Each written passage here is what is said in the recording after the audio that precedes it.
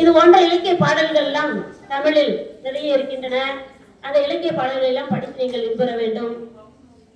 நீர் நீர் என்று சொன்ன உடனேயே அந்த காலத்தில் நம்முடைய பெரியோர்கள்லாம் இன்னொருவரை பார்க்கும் பொழுது நீர் நலமா, நீர் எப்போது வந்தீர், நீர் ஏன் வரவில்லை அப்படின்னு அந்த நீர்ங்கிற வார்த்தையை பயன்படுத்துவாங்க. இப்ப நீர்ங்கிற வார்த்தைக்கு என்ன பொருள் என்றால் நீங்கள் என்று. நீங்கள் நலமா, நம்ம அந்த நீர்ங்கிற வார்த்தையை நம்ம இப்ப பயன்படுத்துறது இல்லை, நீங்கள் அப்படின்னு தான் பயன்படுத்துறோம். அப்போ அந்த நீருங்கிற சொல் முற்காலத்தில் நீங்கள் என்ற பொருளில் பயன்படுத்தப்பட்டது. அதனால அந்த நீர்ங்கிற சொல் இப்ப நமக்கு திருவள்ளுவருடைய குரல் தலைப்பாக கொடுக்கப்பட்டிருக்கிறது.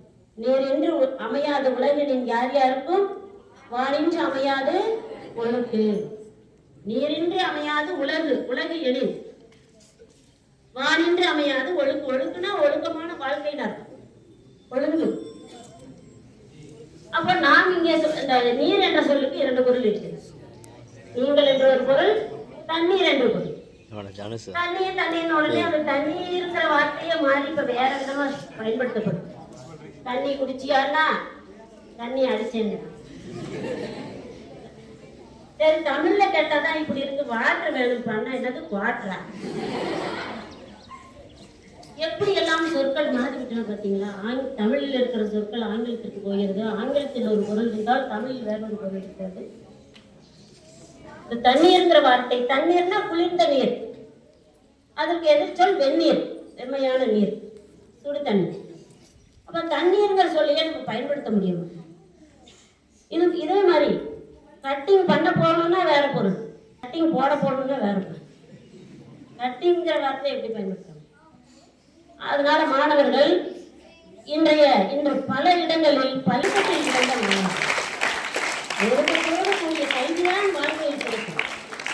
ஒழுங்கில்லாத எந்த கல்வியும் வாழ்க்கைக்கு உதவாது. ஒரு தமிழ் புலவர்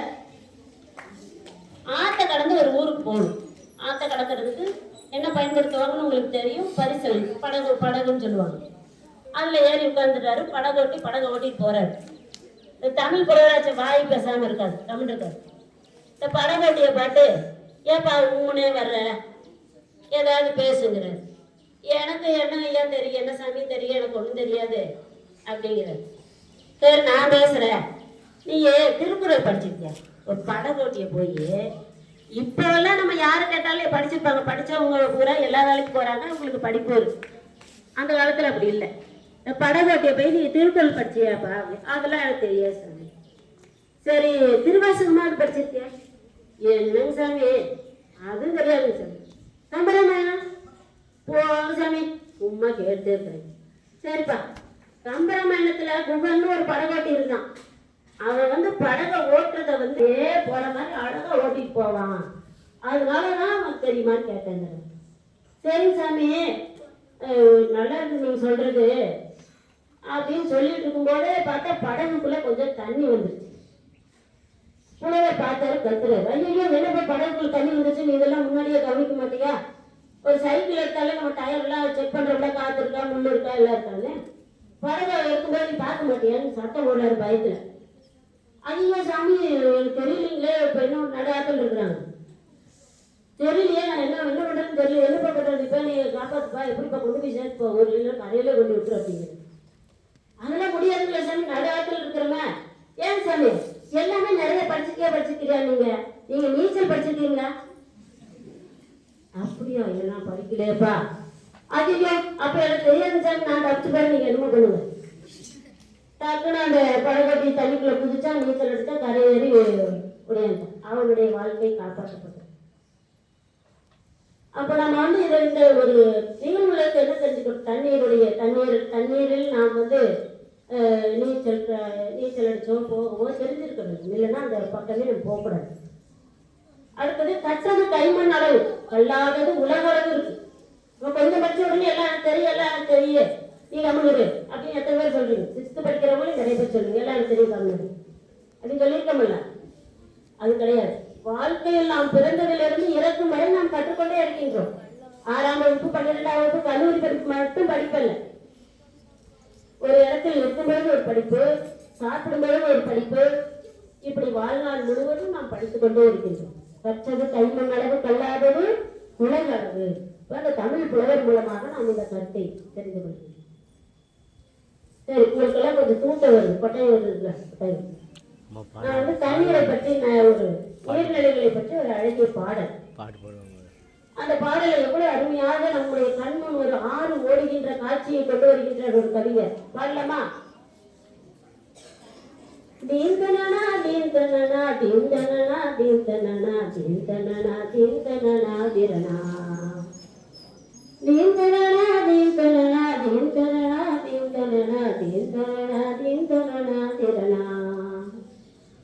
நதியே நதியே காதல் நதியே நீயும் பெண்தானே, அடி நீயும் பெண்தானே, ஒன்றாய் இருந்தால் காரணம் 100 கேட்டால் சொல்வேனே, நீ கேட்டால் சொல்வேனே. தீந்தனனா தீந்தனனா தீந்தனனா தீந்தனனா தீந்தனனா தீந்தனனா திரனா. நடந்தால் அருவி விழுந்தால் அருவி, நடந்தால் ஆறு நின்றால் கடல் அல்லோ, நடந்தால் ஆறு விழுந்தால் அருவி நின்றால் கடல் அல்லோ, சமைந்தால் குமரி மணந்தால் மனைவி பெற்றால் தாயல்லோ.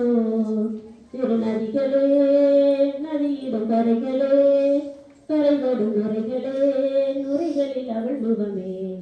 சிறு நதிகளே நதியிடும் கரைகளே, கரைதொடும் நுரைகளே, நுரைகளில் அவள் முகமே. ஒரு ஆறு ஓடுகின்ற காட்சி முன்னாடி வந்துதா? புரிஞ்சுதா? இப்படி எல்லாம் வந்து இன்னைக்கெல்லாம் பாட்டு இருக்கு பாருங்க.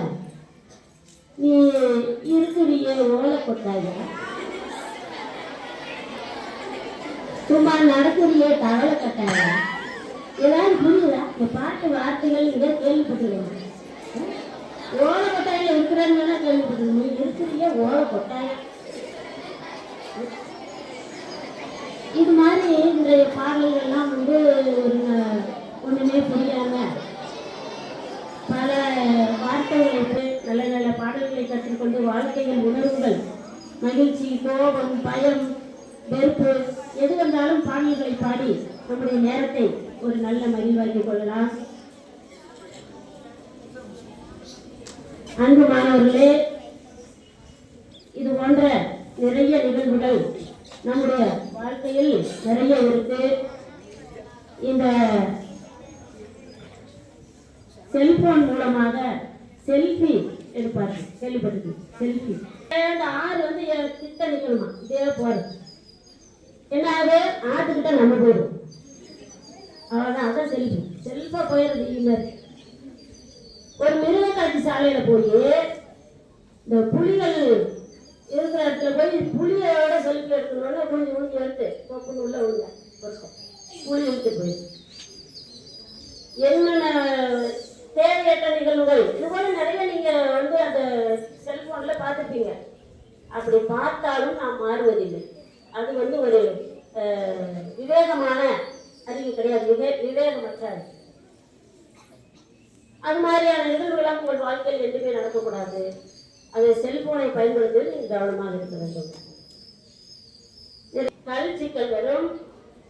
அந்த சிக்கல் வந்தவர்களுக்கு தான் அந்த அனுபவம் தெரியும்.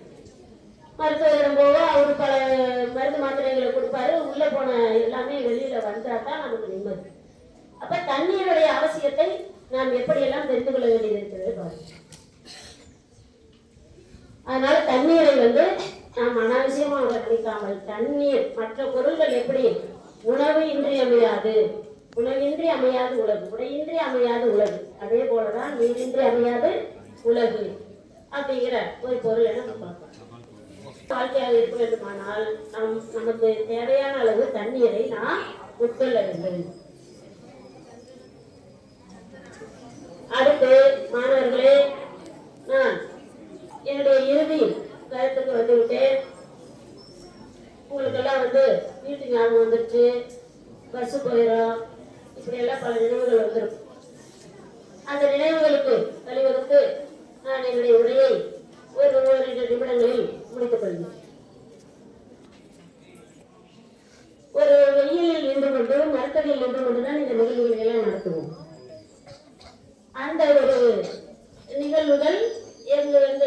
காலத்தில் இருந்தது. இன்று நல்ல ஒரு மேலே ஒரு கூரையிட்டு உங்களுக்கு ஒரு பாதுகாப்பாக வெயிலின் தாக்கம் இல்லாமல் மழையின் கஷ்டம் இல்லாமல் எல்லா விழாக்களும் நடைபெறுகிறது. இது ஒரு மாற்றம், வாழ்க்கையில மாற்றம். இந்த மாற்றத்தை போல நாம் நம்முடைய வாழ்க்கையின் வழிமுறையை அறிந்து நாம் வாழ வேண்டும். வகுப்பறைகள் நல்ல ஒரு வசதியாக அமைக்கப்பட்டுள்ளது. ஆசிரியர்கள், பள்ளி ஆசிரியர்கள், நம் பள்ளி ஆசிரியர்களை போல எங்கும் கிடைக்க மாட்டார்கள் என்று கண்டிப்பாக சொல்லுவோம். எல்லா எல்லா இடங்களிலும் எல்லா நேரங்களிலும் உங்களை பாதுகாப்பாக அரவணைத்து செல்கின்றார்.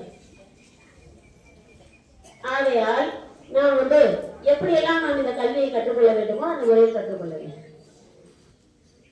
தனி ஒருவனாய் நிற்கும் தலைமை ஆசிரியர் இன்றி பள்ளி அமையாது, உலகு அமையாது.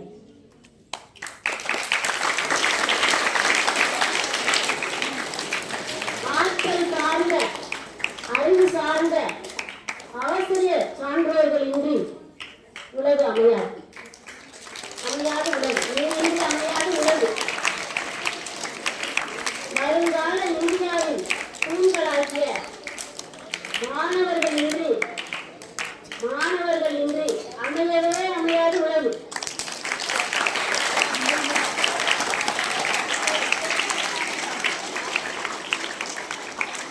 அப்படிப்பட்ட ஒரு நல்ல பொறுப்பில் இருக்கக்கூடிய மாணவர்கள் நீங்கள் எப்படி வர வேண்டும், எப்படி வாழ வேண்டும் என்பதை நீங்களே முடிவு செய்து கொள்ளுங்கள்.